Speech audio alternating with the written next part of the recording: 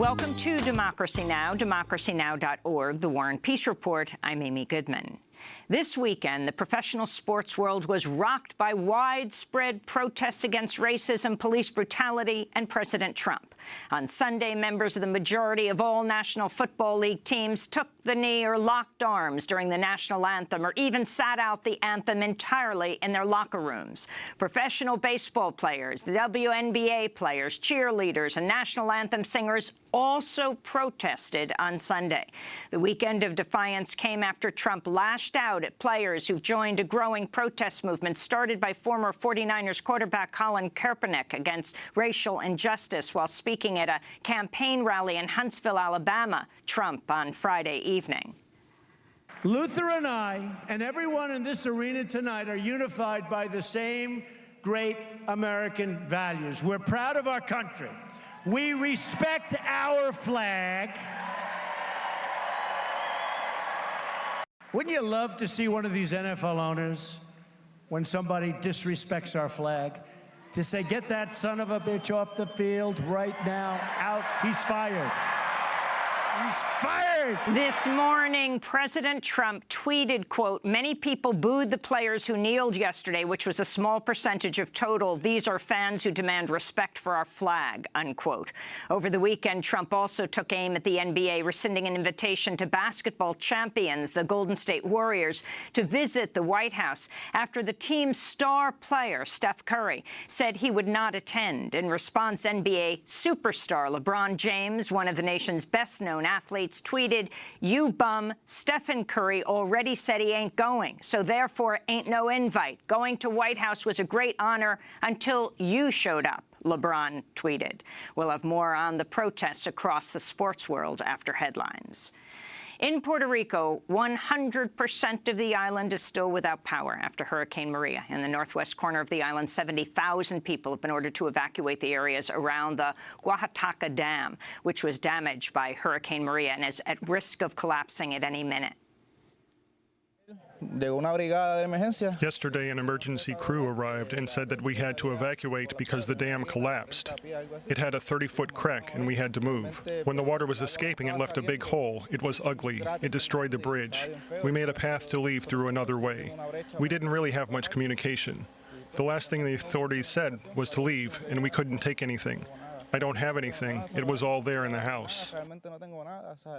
Rico's Governor Ricardo Rosselló has called the hurricane the worst catastrophe in the island's history. Meanwhile, in Mexico, the death toll from last week's devastating magnitude 7.1 earthquake has risen to over 300 people, as southern Mexico was shaken by 2 more earthquakes Saturday. Among those who died in last week's earthquake are garment workers who were buried after their factory collapsed. This is a garment worker organizer, Gloria Juan Diego Monzon. The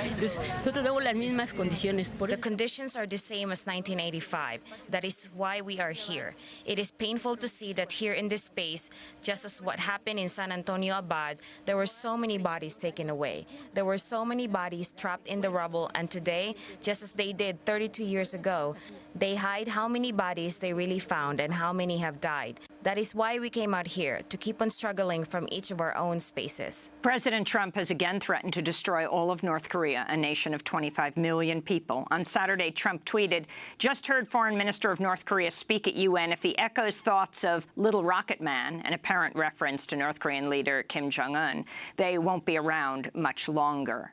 Trump's tweet came after the North Korean Foreign Minister Ri Jong-ho said Trump was on a suicide mission. Due to his lacking in basic common knowledge and proper sentiment, he tried to insult the supreme dignity of my country by referring to it as a rocket. By doing so, however, he committed an irreversible mistake of making our rocket's visit to the entire U.S. mainland inevitable all the more. None other than Trump himself is on a suicide mission. In case innocent lives of the U.S. are lost because of this suicide attack, Trump will be held totally responsible. On Saturday, tens of thousands of North Koreans rallied in Pyongyang at a protest against U.S. military aggression. The Trump administration's issued a new order expanding the travel ban to include the countries of Chad and North Korea and some government officials from Venezuela. The new order also includes some restrictions on citizens from Iraq, as well as all citizens of Iran, Libya, Syria, Yemen, and Somalia. It's slated to go into effect on October 18th. It's even more extensive than Trump's original ban, which caused widespread protests at airports nationwide and has been blocked by multiple courts. On Capitol Hill, Republican lawmakers are scrambling to save their latest effort to repeal and replace the Affordable Care Act after it looks like they will again fail to secure enough votes to pass the legislation.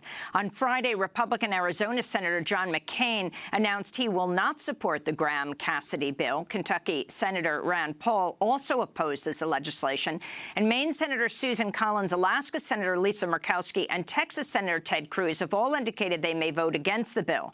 Top Republicans have revised the legislation to add additional benefits for Alaska and Maine in efforts to woo Senators Murkowski and Collins' votes. In Germany, Chancellor Angela Merkel has won a fourth term in Sunday elections, although her victory was overshadowed by the surge in support for the extremist right-wing party, Alternative for Germany. The xenophobic and anti-immigrant party won 13% of the vote, becoming the first far right-wing party to break into the German parliament in more than 60 years. Meanwhile, tensions continue to escalate over Catalonia's independence referendum October 1st.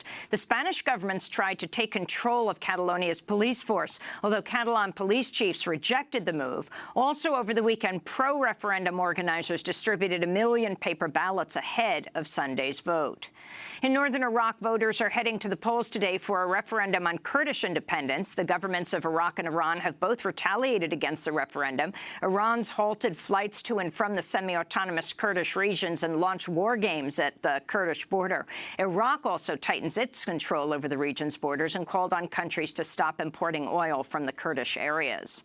The Pentagon says it launched 6 drone strikes into Libya on Sunday, killing at least 17 people. The Pentagon describes the drone strikes as an attack on an ISIS training camp and says the 17 victims were ISIS militants. It's the first time the U.S. has launched drone strikes into Libya since President Trump took office.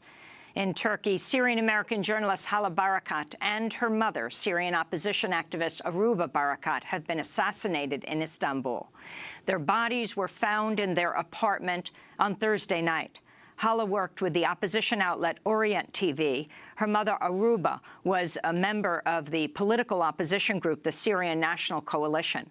Their family members believe the Syrian regime is behind the assassinations. In France, union workers have blocked access to fuel depots across the country amidst increasing resistance to the new anti-worker laws signed by French President Emmanuel Macron on Friday. The laws signal the biggest changes to the French labor market in decades. They radically empower corporations at the expense of workers, including by weakening collective bargaining rights and limiting workers' ability to win compensation for wrongful termination. On Saturday, tens of thousands of people in Paris protested the new laws. This is leftist politician Jean-Luc Mélenchon. For the decrees to become law, they have to come back before Parliament. The battle's not over. It's only just starting. We have now been told that democracy doesn't happen in the street. Mr. President, you'll need to take a look at French history to learn that it was the street that brought down the king. It was the street that brought down the Nazis. Mélenchon ran for president against President Macron. Back in the United States, in St. Louis, at least 22 people were arrested Saturday protesting the acquittal of white former police officer Jason Stockley for the murder of 24-year-old African-American Anthony Lamar Smith. Saturday's protest at the St. Louis Galleria shopping mall is the latest in a series of protests over the police officer's acquittal earlier this month. And in Washington, D.C., students at the historically black college, Howard University, disrupted a speech by former FBI Director James Comey Friday over the FBI's efforts to undermine African-American resistance to police brutality. Thank you, President Frederick.